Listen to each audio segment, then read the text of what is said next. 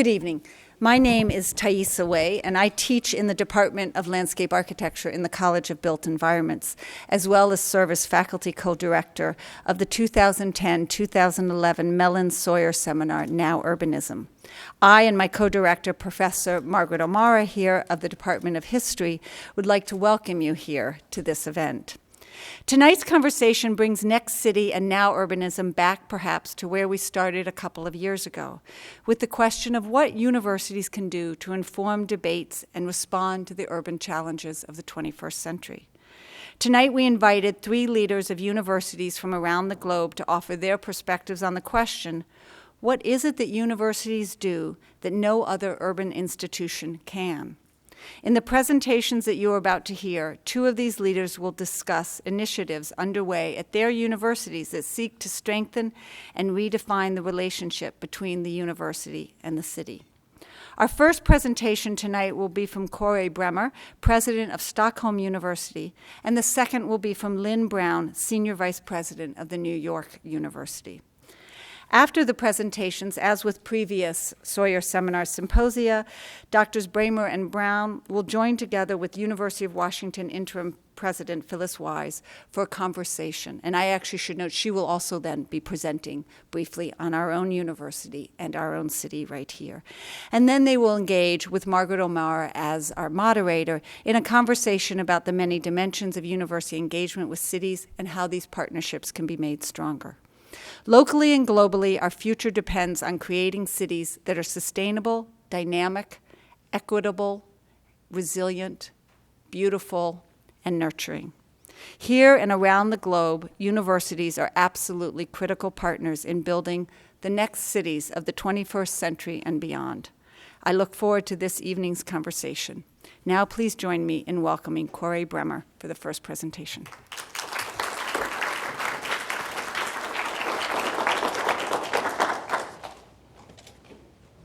President Wise, ladies and gentlemen, it is a great pleasure for me to be here tonight to make this presentation and take part in this discussion. Stockholm is the capital of Sweden, and Stockholm University is located in the city of Stockholm. And I will make now a brief presentation on how we cooperate with the city and with the region in developing Stockholm University. If you get bored, you can always check the number at the lower right-hand corner. It shows the number of slides left in the presentation. This will give you an idea of the size of the area and of the city of Stockholm. The campus area is located then just north of the city center. It is about 10 minutes by underground subway, 3 stops from the city center. The university was founded as a private higher education institution in 1878, actually owned by the city of Stockholm. It was not at that time a state university. It was felt that there was a need for a higher education institution in the capital of Sweden. We had the old universities at Uppsala and Lund in Sweden. In 1960, it was transformed to a fully state-financed state university, financed by the government, similarly to the other universities in Sweden. This is also another view of the Stockholm area, the city center here, and the campus area of Stockholm University with the botanical garden here, which is also belongs to the university, and we have campus areas also here, just north of Stockholm. Stockholm University has large activities in the natural sciences, in humanities, social sciences, and law. Stockholm University is actually the 5th biggest employer in Stockholm. The city itself is employing most people, then the Ericsson company, healthcare, police, and then Stockholm University. And the government is positioned immediately after Stockholm University. I mean the state government, the state administration has fewer people employed than our university. This is an important aspect I would like to mention also, that in Stockholm we have, as you have noticed, we don't have engineering sciences and we don't have medical sciences at Stockholm University. These areas are organized in two other separate single faculty sister universities. KTH, which is the Royal Institute of Technology, and the Karolinska Institute, which is the medical school in Stockholm. We have lots of cooperation, the three universities in between ourselves. We have various education programs, we have various departments also together. So if you look upon Stockholm as a higher education and research city, you should always consider Stockholm University, KTH, and Karolinska together, because the three of us together is actually the relevant entity to compare, for instance, with the University of Washington. Now we come to a very particular situation in Sweden, and this is that we do not own our own houses, Swedish universities. We used to do that, but about 15 years ago, the government decided that all houses that belong to the universities were removed from the universities and put into a separate state company. And we were given money to hire the localities from this company. And this is a very debated type of organization. And this company is called Akademiska Hus, or academic houses.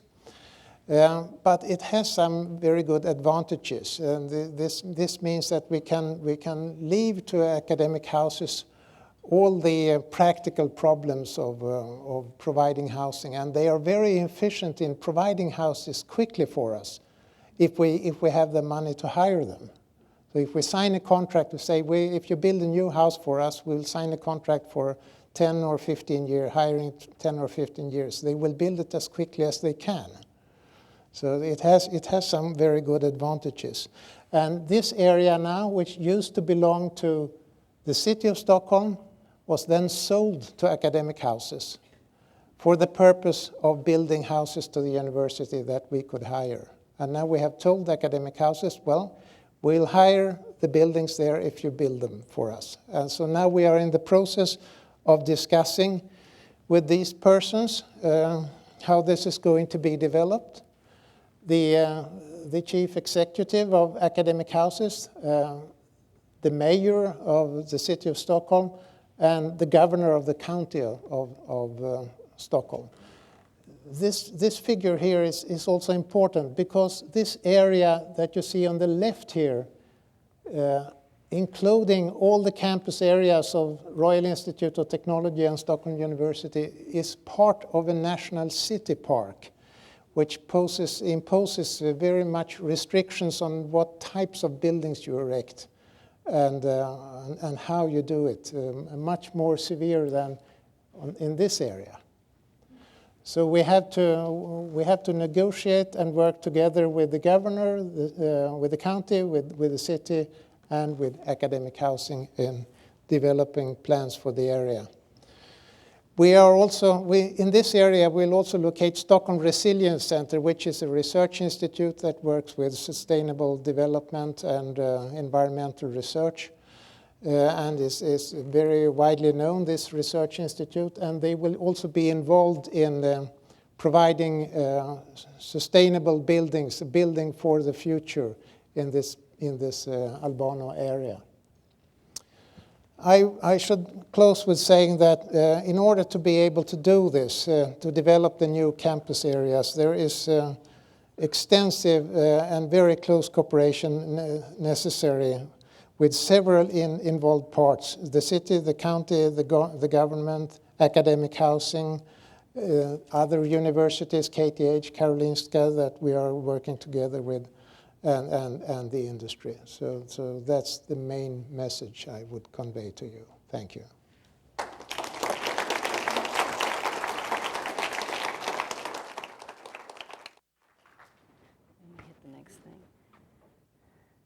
Thank you all. I'm Lynn Brown from New York University.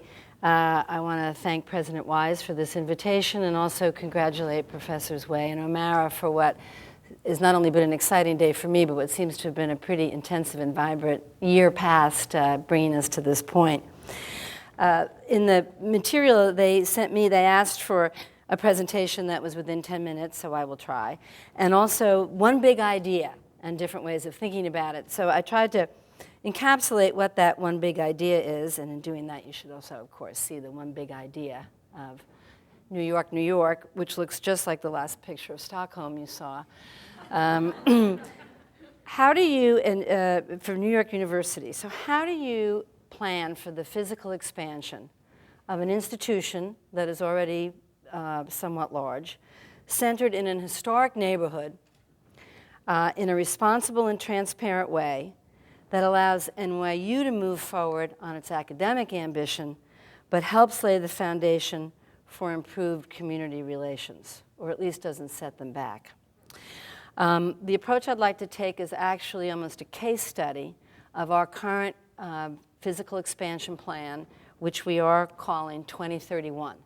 And this is the first time NYU has ever approached in a strategic, long-term fashion a plan for physical growth that can accommodate our academics, and thinking through what we're going to need to do to be able to do that. And so this presentation really takes you inside our thinking, have you respond to it and critique perhaps in our discussion as well. NYU is a private university. It's often confused as public because of our name, but we do not receive state subsidy. We were founded in 1831 very consciously as a university to be developed in and of the city. Our narrative as a university is one that sees itself very tied to the city. Our strategy, and I'll go through this quickly for future growth, was that we were not going to be able to fit all the square footage we probably needed over a generation in the current location we were. And so our strategy was going to call for a citywide vision.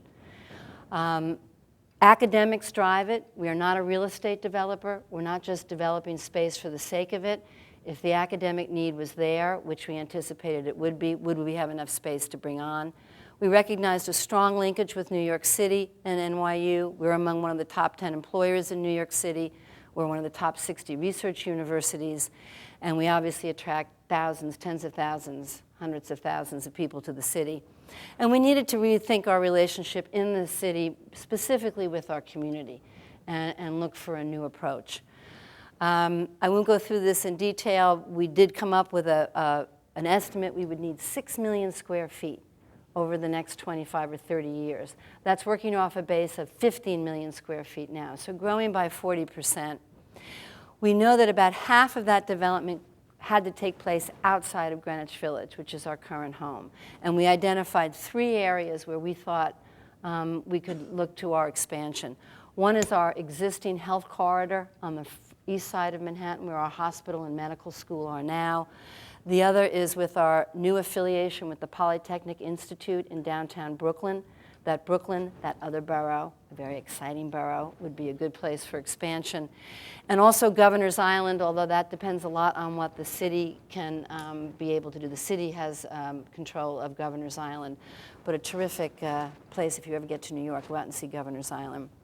And it recognized that we had to really get serious about what had to be in Greenwich Village and what didn't have to be there, and call for a level of predictability and transparency in our planning. One of the things the community constantly came back to us with, and they had a point, was we never know what you're going to do next. And so this is trying to lay out in a very clear blueprint what we're going to try to do next. You might not like what we're trying to do next, but at least you'll know what it is. This is a student per academic square feet per student. And you see where NYU ranks in some of the institutions we consider our peers, or at least peers that we're trying to recruit faculty and students from. We're pretty lean and mean now. Even if we grow to 6 million by 6 million square feet, we will remain lean and mean, but we need a little bit more to, we think, be able to compete. This is the breakdown of the 6 million square feet. Over half academic, student housing, faculty, and student services. Our approach does call for citywide approach. This is where we are currently located in Washington Square area in the lower part of Manhattan. and I'll talk in more detail about the core plans. We have identified these 3 more removed sites. Only in New York would you call that remote. It's north of 14th Street, but it works to say not here, here. This is the medical corridor on the East River. This is downtown Brooklyn, and this is Governor's Island, which is in New York Harbor. And then we did work out with the community, working closely, a set of principles to guide us in what we still think would be real estate purchases in the neighborhood. That will still be a part of our strategy. A property comes on the market, some are valuable for us, but we worked out with the community plans under which we would view the neighborhood and look at it. The core is where we're spending a lot of time in our thinking. This is Washington Square Park. These maps just tell a story that in a real way, NYU is landlocked and where it can grow. This is a zoning map of New York. Get out your Talmudic interpretation pads. But what it does show is that with a lot of zoning restrictions, a lot of where we are now is no longer zoned in a way that we can grow. It's old manufacturing zones and other areas that do not allow for what are called community facilities, which is what a university is. This is a map of the current historic districts that surround NYU. So this is the West Village Historic District, soon probably to be expanded to the South Village Historic District. This is Soho. This is NoHo. So we are pretty ringed in. These buildings are all our current buildings in purple around Washington Square. But this map just tells a story. We better start looking for where we can grow because we don't have a lot left where we are. This shows even if we fully developed everything in our current wheelhouse, what would we be able to add in square footage? Remembering we're working off a 6 million square foot need. We've already developed these 2 properties to their full extent of developable rights. That leaves about 180,000 square feet that we could develop, but they're already on existing buildings. Some are residential. We'll probably get to them eventually, but 6 million versus 180,000. It naturally puts a focus on what we call these urban renewal super blocks, which NYU owns to our south here. And this is what we would like to develop there, which is where you start seeing some meaningful square footage, over 2 million square feet. This is the site plan that we are going to be working on and that we need a vast array of city approvals for differences, changes we want to make in land use and zoning. This is the northern block. I don't know. You probably don't know. I don't want to orient you. But this is about 11 acres all told. These are the existing buildings, which are residential, 2 wide slabs here. Paul Lester Wiener was the architect, for those who follow it. These are 3 slender towers designed by I.M. Pei, 2 of which are occupied by NYU. This is affordable housing. This is a grocery store. This is low-scale retail here. And this is our gym, which only raises 2 stories above ground. Most of the gym is built below ground. And this is what we want to do with it to get the... So we want to start with the southern block, take this Kohl's site, which is our gym, which is very low scale, develop this as a fairly large building, over 800,000 square feet, mixed use, redo the gym, retail at ground level, an academic podium, and student residential. We leave this because this is already landmark, our 3 towers, and then develop on the Morton Williams site a public school, which we would give to the city for the public school, and on top of it, more student residential for us. That will be the first phase of what we do from now until about 2021, if we get permission. Then we would move to the north block, introduce new buildings, academic buildings, and radically transform this inner landscape, which right now is theoretically open to the public, but nobody would know it. It's kind of what planners called ambiguous space. And it reads as private, and we want to make it read as public, and actually bring back through a series of gardens and playgrounds and open space, bring this back to actually be publicly accessible space and add net probably about 3 acres. And that would be what's in it for the community. In terms of what's in it for us being able to develop density in this area.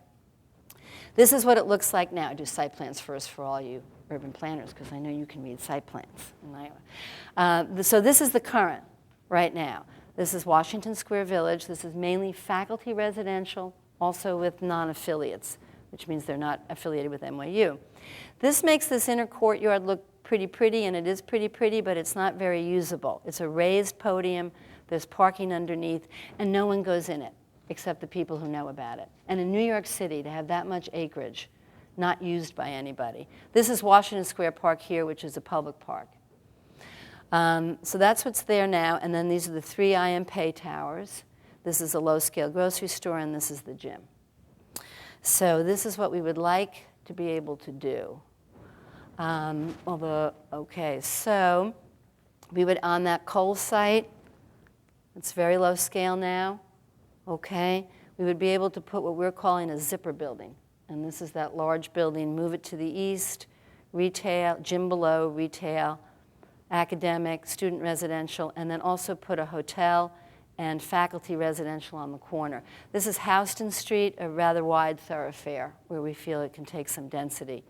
3 towers stayed the same, public school and a dorm here. Washington Square Village stays the same, 2 inset buildings, but then this really rather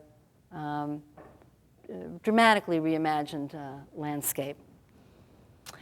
No test here, but this is just to show you what our ULURP process is that we have to go through to get approvals. This will be my retirement plan.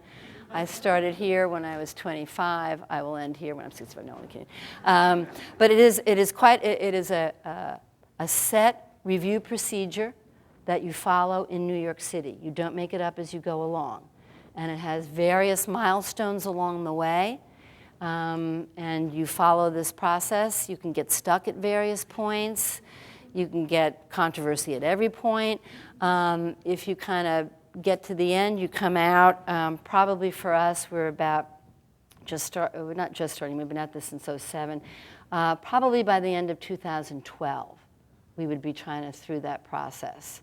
And not for the faint-hearted, but it is at least a blueprint, and it's a way the city manages the pushing and hauling between what either private developers or not-for-profits or universities might want, and also what's good for the city and what's good for the community. So it's basically a chance in a totally appropriate way for everybody to have at you. And you're constantly defending your plan and try to move it through the process. And at any of these processes, people and elected officials and others might ask you to take things out or put things in. So it's a process that nothing you saw will probably be exactly what comes out. It is meant to be evolutionary and subject to change. The neighborhood strategy is just following principles having to do with context, design, where we look in the neighborhood and how we look. So I won't get into it, but it's the first time we've actually ratified with the community how we would approach the neighborhood, which we define rather broadly all the way down from Canal Street to 18th, 8th Avenue to 1st Avenue. We consider that still an area where NYU would look for real estate opportunities if they became available for either academic or residential use. And the remote sites just show you again, you have to be careful how you look at these remote sites. They have to make sense academically, and that's why for us a health corridor does, because we're already up there with a medical center. We're moving our nursing school up there to be also close to dental and health. That's an area that can take growth. It's already got a lot of institutions. That First Avenue corridor in New York is the great biomedical corridor. From Bellevue to NYU up to below or Beth Israel, Rockefeller, but that would work there for us. Same with downtown Brooklyn, where we're going to affiliate with Poly. That's already an area where it makes sense. Often in the community, we hear the refrain, can't you just take your square footage and put it somewhere else? And it's trying to get across that real estate, square footage is not fungible that way. It has to make sense academically. Governor's Island would be a great dramatic move. Again, it would take transportation issues, infrastructure, but we have a plan that could put as much of a million square feet out in Governor's Island for probably some sort of a new institute or center that couldn't fit in Greenwich Village. We could do 1 million square feet in each of these locations, so fully half of our need could be accommodated outside the village. And so this puts it all together of core. All of that you saw is building on our own property, no eminent domain, no displacement of tenants, allowing us, and actually within the current zoning envelope in terms of density, approach the neighborhood with sensitivity, and then develop these remote sites. And we've already had some movement in both the Health Corridor and Polytechnic in Brooklyn. And did I make my 10-minute mark? Okay, it's a lot to cover. So thank you very much, and I look forward to our conversation. Well, for those of you who came hoping to listen to Vice President Wu, I hate to disappoint you, but I agreed to help to round out the conversation tonight with talking to you a little bit about Seattle and what we are facing. What I think you have heard and what fascinates me is the attempts of both of the universities that we've just heard from to integrate the academy into the communities that they live in. And what really went unsaid is just how dramatically different this is from the way universities used to think of themselves. I think in the centuries ago when universities became universities, places of learning, they took some great pride in being insular, in being the ivory tower, in being at the top of the hill, in being a constellation of very elite intellectuals who taught very respectful students who were yearning to learn the facts and information that they had to share. But really partnering with the communities in which they found themselves was not a goal of universities a few centuries ago. So should the university really be very, very intentional in terms of trying to partner and thereby change the city that is around the university as it exists right now? And vice versa, should the city be influencing the university in ways that it never has in the past? Both of these kinds of questions, I think, are really important to consider if we are going to be intentional about this. How can we encourage synergies that really allow the university and the city to be more vibrant than they ever would be if we stayed the insular kind of university that we might have been when we first started in 1861? And should the borders of the university be so porous that the interaction between the university and the community becomes one where you don't know where the border is? You don't know where in the city is, or in the university is, or out of the university, or out of the city. I think the second area is, what is the role of the university in solving societal problems that really exist, particularly in urban areas? So what is the role, the distinct role of a university that finds itself in a vibrant urban area? Is it our responsibility or our privilege to help in solving transportation problems in a very dense area? Is it our responsibility and privilege to really think about the built environment in highly dense areas? Is it our responsibility to think about healthcare and education and social disparities that exist in urban areas as we expand into the North Lake Union area? What is the role of the university in the economy? We did a study last year with Trip Umbach that showed the economic impact of having a university in the state of Washington, like we are. The third largest employer in the city of Seattle after Boeing and Microsoft. We employ directly 30,000 people as staff and faculty and students. We indirectly employ another 30,000 who work by contract with the University of Washington. So we have a great economic impact here. What is the importance of that? What role does that play in the development of the university of the 21st century? What is the role that we play in an urban situation in terms of intellectual power? I think that it's of course our responsibility to teach our students the students that come to us, but are we also responsible for the intellectual environment of the community around us?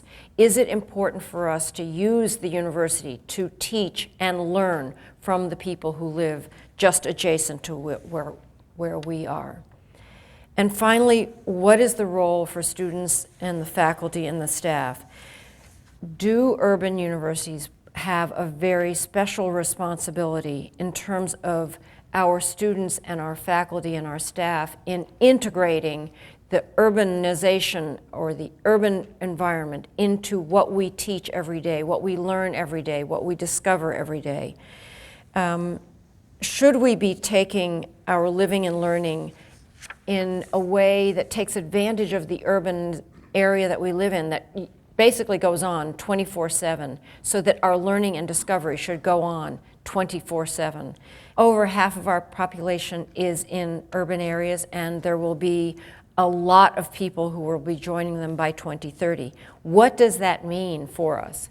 So clearly I can't answer all of these questions in the next few minutes that I have left, but let me just concentrate on one area, and that is our students, because that is what makes a university different from anything else. We are not a business trying to make a product that is replicable and where you can't tell the bottle of Coke that you made this morning from the bottle of Coke that you made this afternoon. You can't tell any difference in taste in the Starbucks coffee that you had this morning versus the one that you're going to have in a week.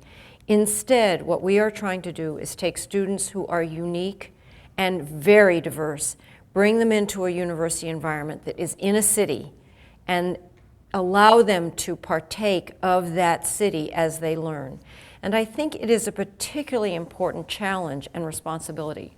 The city that we live in is not necessarily safe. So the challenge for our students who are learning in this environment is, how do we keep them in a safe environment, but yet introduce them to the complexity and the diversity and the beauty of an urban environment?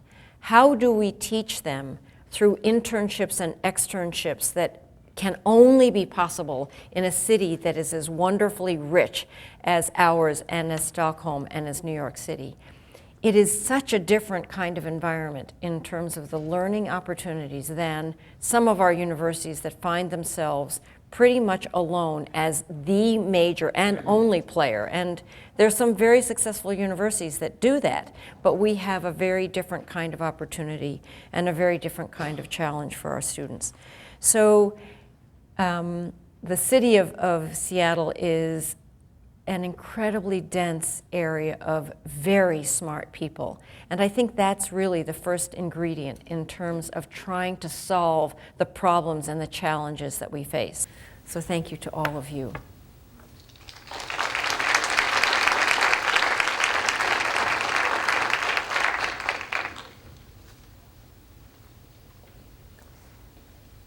So I'd like to invite our three university leaders to join me up here for a discussion and follow up on some of the questions that were raised by the presentation. And we're going to sit down together until for about the next 20 minutes or so, and then we'll have a brief close and finish up at 8 o'clock. I'm Margaret O'Mara. I teach in the history department here at the University of Washington, and I'm really privileged to be up here with the three of you. It's really an honor. And I'd actually like to, Phyllis, you really put forth a series of really interesting questions that I'd actually like to follow up on. And the first one you raised was the question of whether the university, as you said, should be intentional in changing the city and vice versa. The question of the relationship between the university and its neighborhood broadly defined. I'd be interested in what the three of you think about this question of the university and the city as shapers of urban environments, and particularly, the question of universities as shapers of what cities, not only what cities are now, but what they might be able to become: more sustainable, more equitable, more resilient. To answer your question, I think we should be intentional in how the city is shaped. And in the Albano area, which I showed here, we are really trying to be active in how this area is going to look in the future. We had an offer actually by the government in the 1990s to develop a new campus area south of the city center, and were offered huge amounts of money. I was not at the university at that time, but I would have taken the same decision as they did. They said no to this. And they said, it is better that you establish a new university there. So they have done that. So there is a new university college. It does not have university status. But we decided not to embark upon establishing a new campus area. It was too far away, I think. On the other hand, in the 1990s, we were, together with the Royal Institute of Technology, invited to establish some activities in another area in the northwestern part of the Stockholm city, where you needed university presence to improve the quality of the area. And we moved our largest department there, the Department of Computer Studies and Information Technology. And I think we did that to cooperate with the city. It was not for academic purposes. And several times the question has been raised, should we move the computer department back to the central campus area? And I'm saying we can't do that because of the cooperation with the city. But we did that to help the city, not really for academic purposes. It's a difficult balance of how far I think universities try to decide what's right for themselves, advancing their academic mission and their academic priorities versus what might be helpful to a city or community. Sometimes they're coincident, sometimes not. And it gets to the fundamental, what are we best doing? Yes. In our plan, for instance, for New York University, one of the remote areas we've been asked to look at is the financial district downtown, the World Trade Center. And on the face of it, there's an appeal. This is a part of the city that is rebuilding. It could use help in that sense. But a closer examination, we don't own anything down there. We don't have any particular set of activities that we could adhere to down there. And for one thing, the main driver down in Lower Manhattan as it rebounds will be commercial, and getting the highest commercial prices for that real estate as can be gotten. And that's not a model that works particularly well for a not-for-profit. And so in our explanations of why not just go downtown, it's both trying to try to explain what makes academic sense, which is what has to drive us first and foremost. As you say, we're not product makers. We're in a particularly unique line of business. And then also why something on the face of it may not make sense. To your intentionality question, I agree. This exercise for NYU is very unique in our history. We have not been intentional. We have been episodic, reactive, entrepreneurial. It's gotten us very far. But at some point, you realize your luck's going to give out unless you're putting some sustained thought and intention in what you're doing. And the choice of our remote sites was with that forethought of trying to pick locations that would work and not just say we will go anywhere. And then for our own neighborhood, trying to be so intentional that everybody could see what we're doing.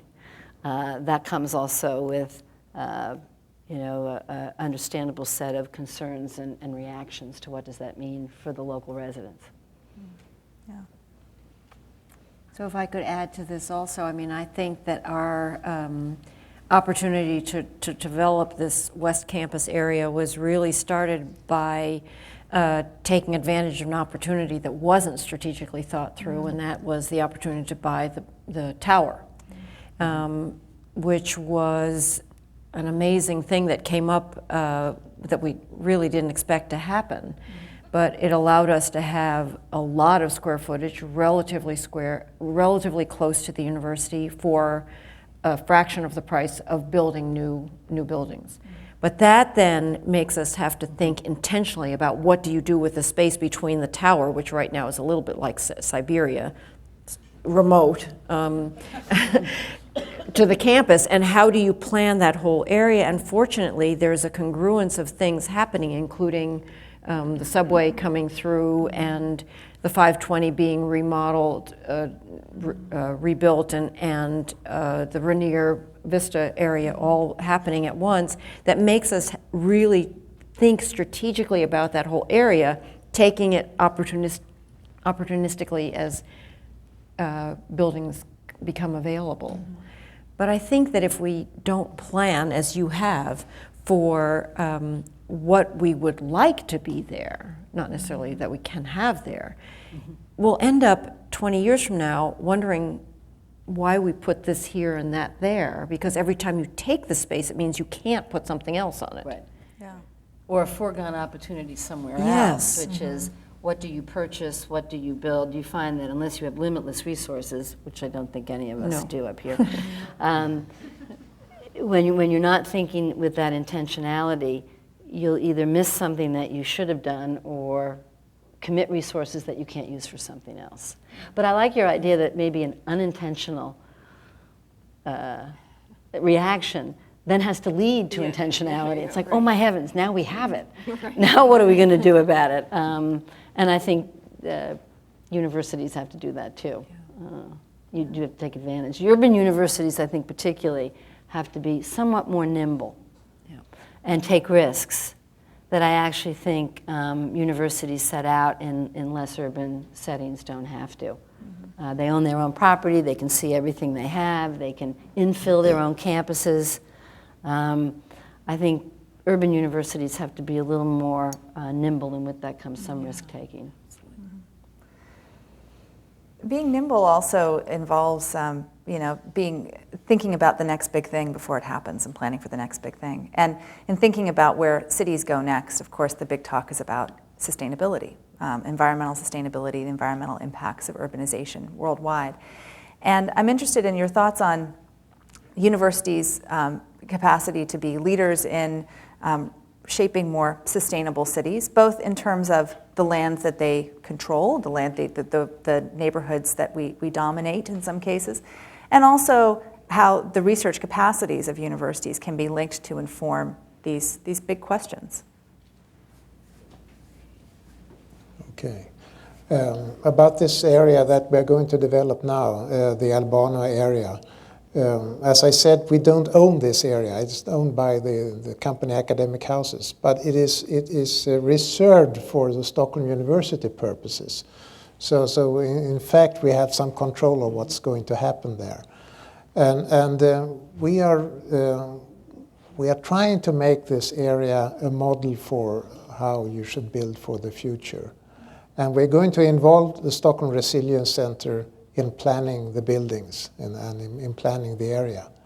But there is an economic aspect to this also, and that is if we want to do something new, something special about this, it takes also, it is a cost involved. And it is not really justifiable to take too much of a cost for this purpose out of what we have received from the taxpayers to deliver higher education and do research.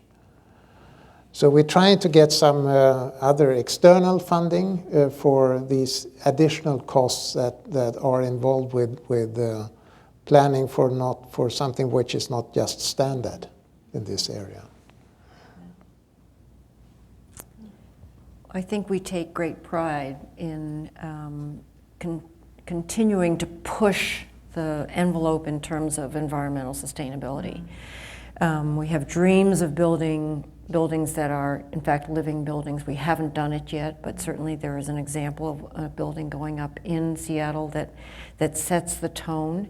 We certainly have looked for LEED Gold and LEED Platinum in all of our buildings, and we have set a timetable of decreasing our carbon footprint at the university. And I think whether or not you calculate it as more costly or less costly depends upon how long you think about the payout. Right, exactly. That if you are really going to be using less energy, and if the building's going to be lasting for, I don't care, 50 years, is the actual cost of the energy less when you build a greener building. So I think it is absolutely our responsibility as the Academy to do what we can to sustain the environment, both the built environment, the natural environment, the health environment, the economic environment, and be models for the communities around us to strive for. I think NYU was surprised to find that as an urban university, we were already ranked very high in terms of our footprint being, if you're a dense urban vertical campus, all of a sudden we were getting written up as like one of the 10 top green schools, and it was like, really? I mean that just a little. Now we did put a huge investment, just recently completed, into a cogeneration plant. A huge upfront investment, probably the largest capital investment the university's made, but on a financial model that you're talking about, that it not only was good for the planet, it was good for our pocketbook, and we could expand it. But the students I think the students are leading on this issue. I will tell you at NYU, the students are pushing us more and more in this direction. They want to study it, they want to practice it, and we put together a university-wide task force on sustainability. Every year they come up with a series of green grants, which are projects people can do for small amounts of money but be scaled up. And we started an environmental studies major, which we had not had before. So it's there, but I think this is one initiative that at our university is actually coming from the students and will drive us. But as you mentioned, you are very efficient in academic square feet per student. Right. But you're too efficient, what you say.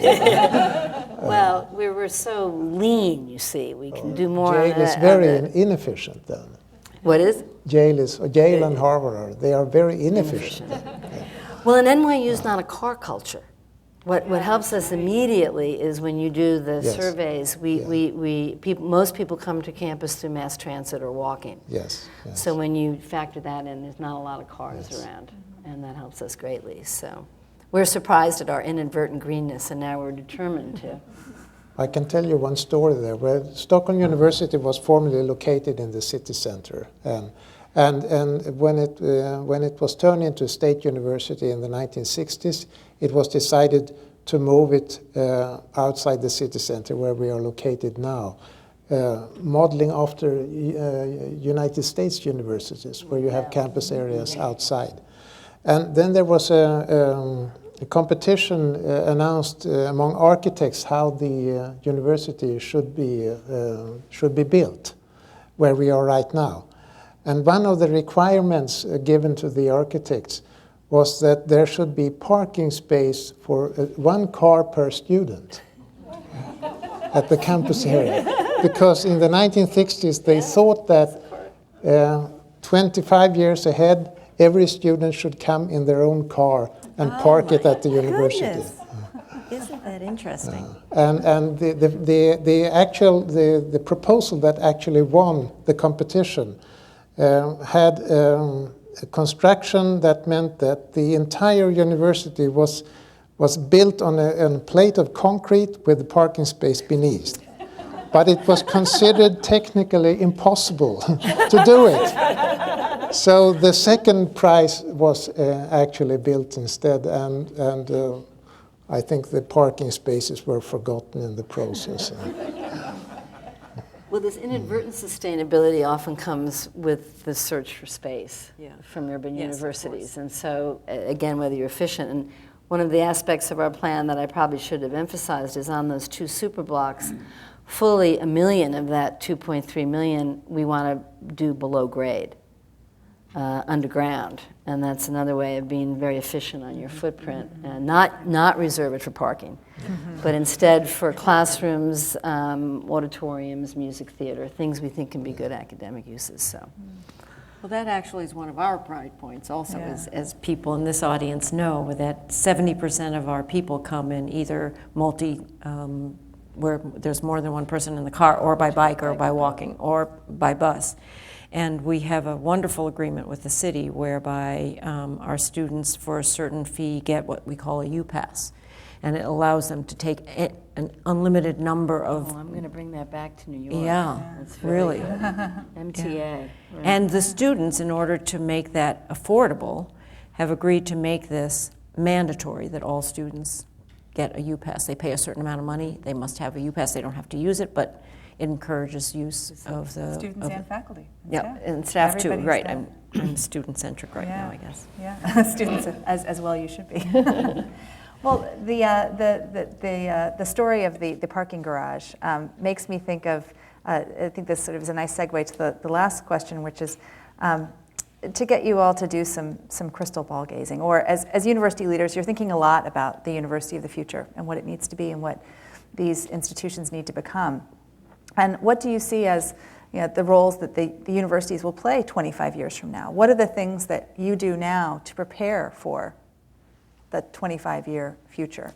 One thing that you should consider, and I think you already have to do that at New York University, is do you have to establish new campus areas? You have to do that if you want to grow bigger. But you come to a decision, do you want to become bigger, actually?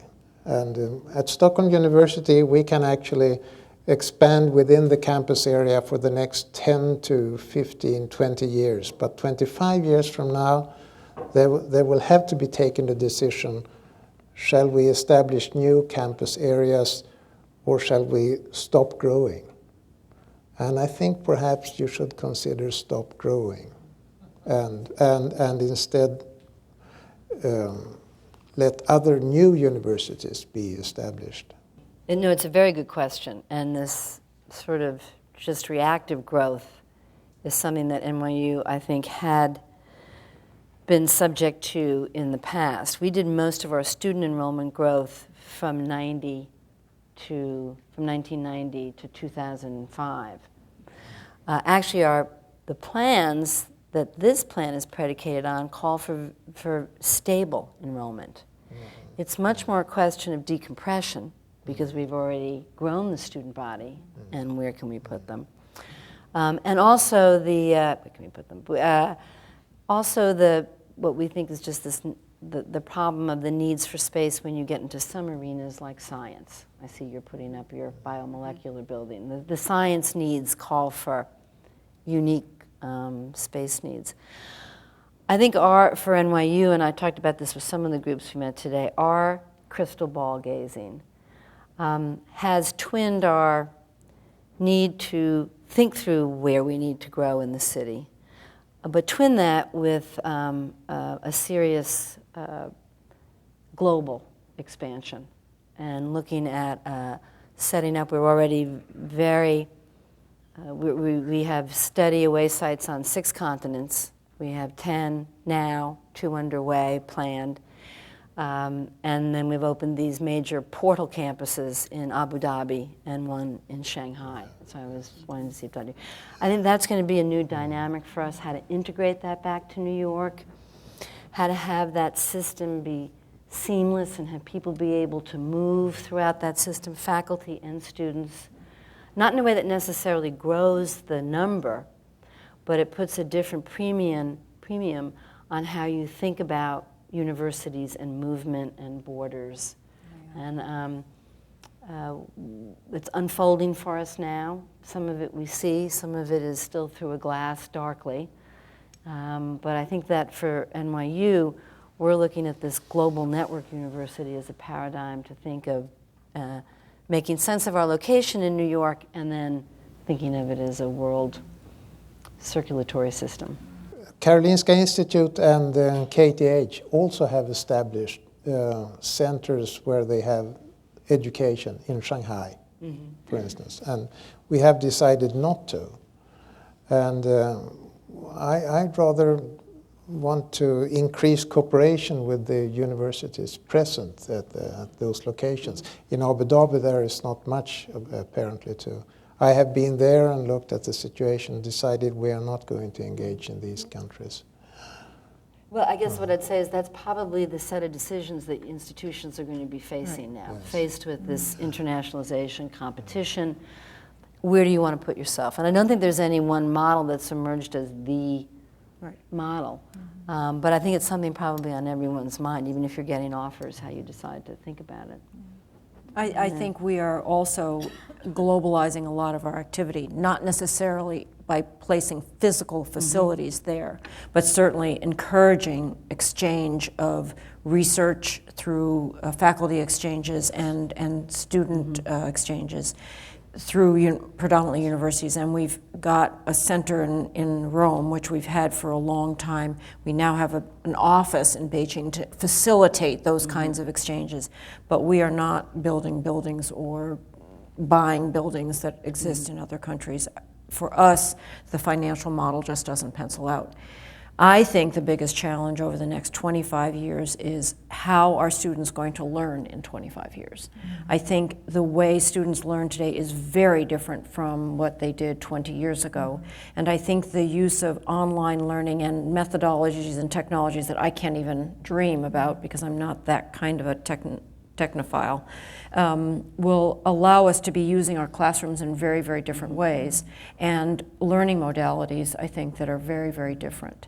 And I think one of the limiting factors in this is technology. And so I think for universities, the development of new technologies is critical, whether it's through computer science departments or other departments.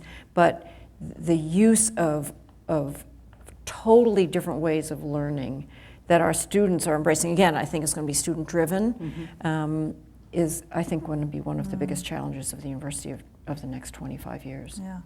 But will place still matter? Will the campus still matter? Well, we had that marvelous, a few of us got together for dinner last night and talked about, is everything going to be online? And I'm of the old-fashioned view that the campus will be still a critical element of the success of our students in terms of their socialization, their maturation, their citizenship, that serendipitous conversation that goes on between two students because they are right there facing each other, or a student and a faculty member that is not going to be replaced. You know, tying that back to cities, I don't know if, don't we all remember 20 years ago, cities were going to be obsolete because everyone was going to be telecommuting and in Aspen and phoning it in and doing internet. And if anything, you've seen the vibrancy and resurgence of cities because it seems people really like to look at each other and be with each other. And I